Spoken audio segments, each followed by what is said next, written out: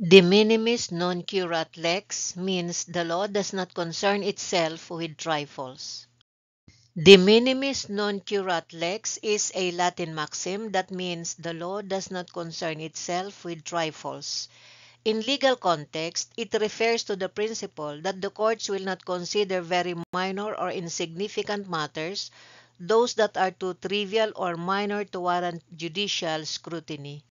This is a principle of law that even if a technical violation of a law appears to exist according to the letter of the law, if the effect is too small to be of consequence, the violation of the law will not be considered as a sufficient cause of action, whether in civil or criminal proceedings.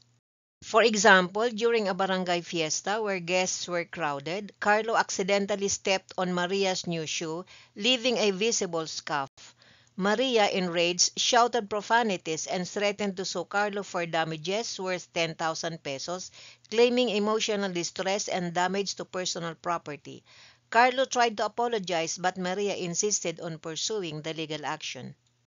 The likelihood of Maria succeeding in her claim is extremely low due to the principle of de minimis non curat lex, a Latin maxim which means the law does not concern itself with trifles.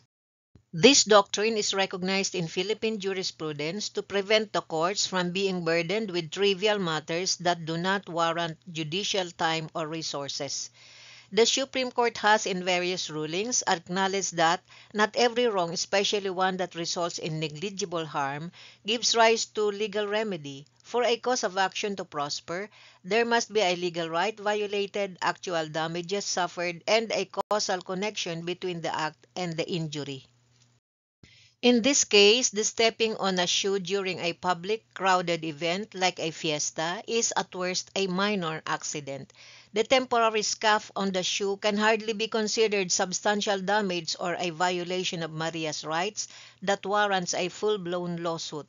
Moreover, Maria's claimed emotional distress appears to be exaggerated and unsupported by any physical or psychological harm requiring compensation. The courts will likely dismiss such a complaint as frivolous and an abuse of judicial process invoking the principle of de minimis non curat lex.